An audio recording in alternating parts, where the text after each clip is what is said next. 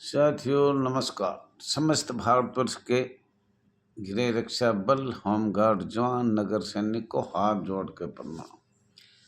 साथियों, माननीय रविकांत त्रिपाठी उत्तर प्रदेश से आई है, बटोगे तो कटोगे। साथियों, बहुत खुशी की बात है। और एक ने लिखा था कि जितनी भी राष्ट्रीय कार्यकारिणी है वो सब एक हो जाए। और मैं ये कह रहा हूँ, राष्ट्रीय कार्यकारिणी को छोड़ो, जन जन की एकता हो जाए, प्रदेश प्रदेश की एकता हो जाए, सभी महिला जवान, होमगार्ड जवान, जन जन जो इसमें है वो सब एक हो जाओ। या तो मैंने पहले भी बोला था, आप मीटिंग करो, जो इसको लेके चल रहा है कह रहा नहीं हम करेंगे। सार्वजनिक जगह पे पहले मीटिंग करो, हमें क्या करना चाहिए, कैसे किस तरीके से निपटना चाहिए और स्वयं सेवक शब्द किस तरीके से हमें कामयाबी मिले, तो उसको पहले खोजो। और मीटिंग जैसे चाहो वैसे all India home guard welfare association register number 34,987 कहीं भी बुलाओगे सार्वजनिक जगह पे आने के लिए तैयार है। इसमें सब अधिकारी होते हैं, कोई छोटा बड़ा नहीं होता, सब जन जन की है। और टूट चुके 80 वर्ष हो गए, टूट गए। मेरी भी उम्र 74-75 साल होगी, बिल्कुल ख़त्म हो चुकी। आएगी पीढ़ी, वो हमें क्या कहेगी। हमने 6 नवंबर को कई प्रश्न पूछे तो उनमें बहुत से जवाब आए। जब बॉम्बे एक्ट 1947 एक है, लेकिन भारत में नियम अधिनियम सब प्रदेशों में अलग है, नियम अधिनियम भी अलग है। तो उसके बारे में कई दिन मीटिंग चले तो पता लगे, सरकार को लगे। और मैं तो ये कहता हूँ, रामलीला ग्राउंड सबसे अच्छा है। जंतर मंतर मेरे लेटर पैड पे, हमारे लेटर पैड पे तो वहाँ 100-150 की स्वीकृति मिलेगी। ज़्यादा मिली तो चालान काट देंगे, लट्ठी भी बाज जाएगी। पहले भी हमें निकाले था। तो साथियों, मैं तो हाथ जोड़ कर अपील करता हूँ, कोई भी बहन, कोई भी भाई, कोई भी बेटी, कोई भी हमारे से और एज हो रहा हो, जो 76 का साल का हो, 80 साल का हो, और वो भी आगे आए। ये टाइम है, ये टाइम कटे हुए हैं, हम कट गए। 1953 में ही कट गए थे। लेकिन चलो, अब भी आप एक मंच पे आ जाएं और कोई भी मीटिंग करो। मैं ये नहीं कर रहा मैं ही करूँगा, नहीं, कट कट के तो कट चुके।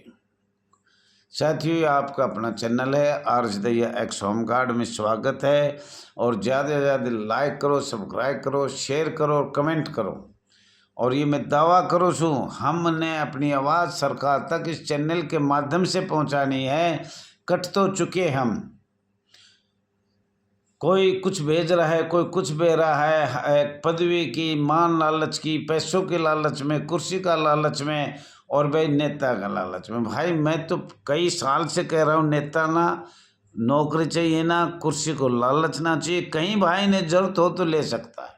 यह हाथ जोड़ का अपील है। नाम आगे मैं कई बार बताया, मोबाइल नंबर 99 94 91 88 89 पे।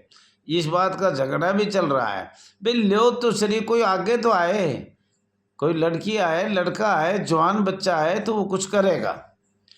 और सब भाइयों के जो 6 नवंबर ने मैंने ये वीडियो डाली, उसमें बहुत बहुत अच्छी बात आई। मैं सोचता हूँ इस वीडियो में भी आप ज़्यादा मैं यही बात करूँगा, एकता जो चाहता है वो आगे आइए।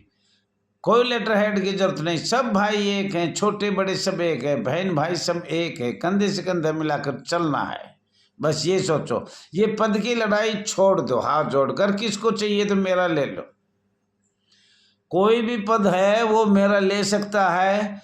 इस यूनियन का सारे पद अधिकारी बदल देंगे, लेकिन एकता में आ जाइए। ये पद का लालच पता नहीं कहाँ कहाँ जा रहे हैं, लाओ पैसे, लाओ पैसे। अरे पद में क्या पैसा, अरे मेरे को तो नुकसान हुआ। अगर 3 साल में एक पार्टी हो जाती मेरी तो 1 लाख की थी। आज मैं 2004 से आज तक 20 साल होगी।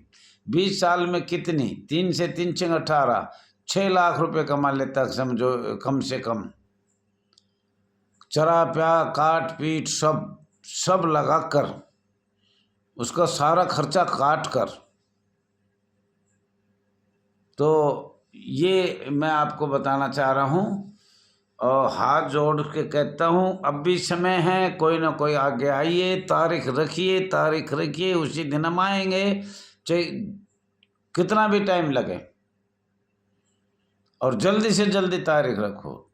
10 तारीख हो गई या होने वाली है, ये आपको पता है। 10 तारीख में ये फैसला हो जाना है और ये आप बैठे बैठे देखोगा।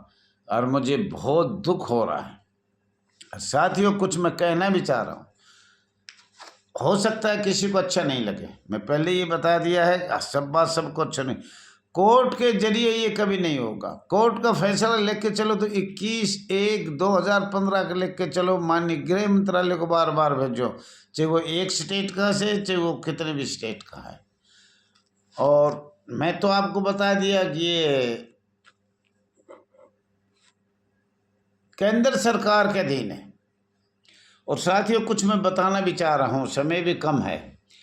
भारत में परमानेंट गृह रक्षा बल उर्फ होमगार्ड कहाँ कहाँ है, और चंडीगढ़ में तो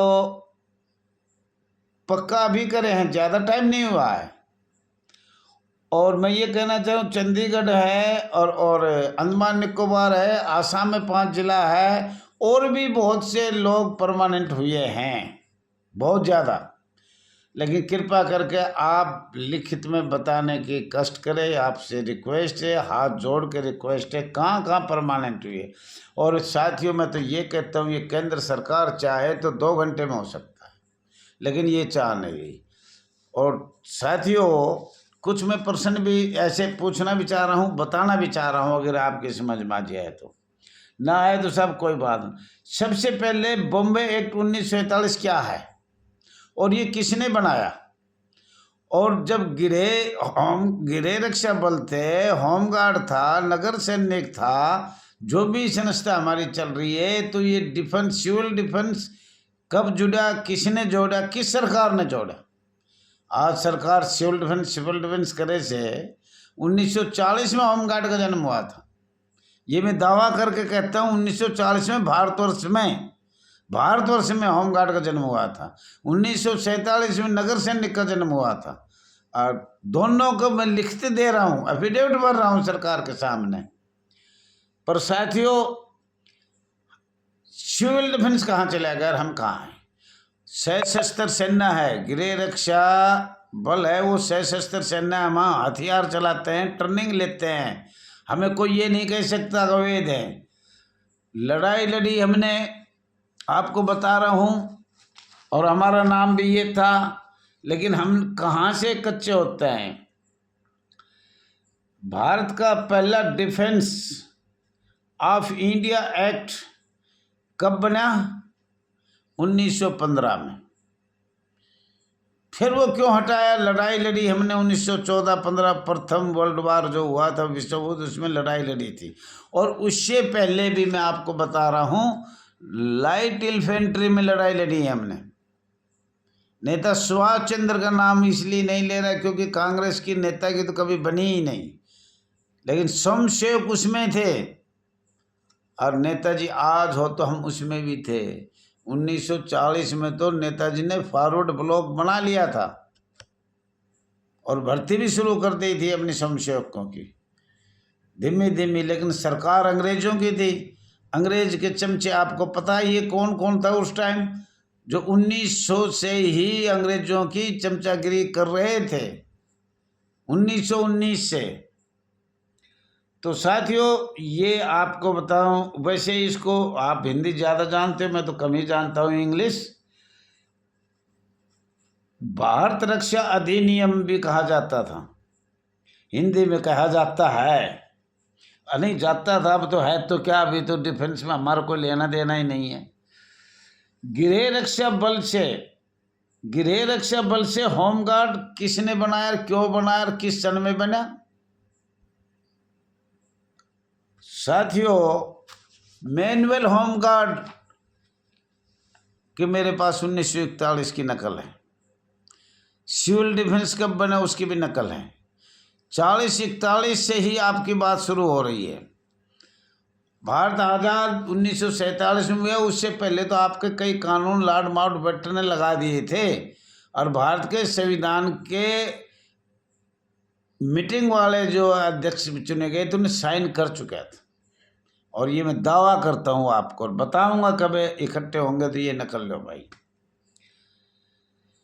चलो साथियों, कोई बात नहीं, ये तो हुआ सो हुआ। 40, 41, 39, अभी मैं 39 की बात कर रहा हूँ।